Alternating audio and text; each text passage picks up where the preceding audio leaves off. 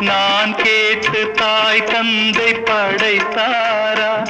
இல்லை என் பிள்ளை என்னை கேட்டு பிறந்தானா?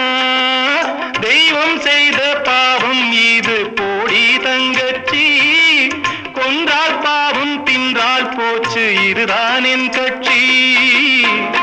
ஆதி வீடு அந்தம் காடு இதில் நான் என்ன, அடியே நீ என்ன ஞான பெண்ணே, வாழ்வின் பொருள் என்ன, நீ வந்த கதை என்ன?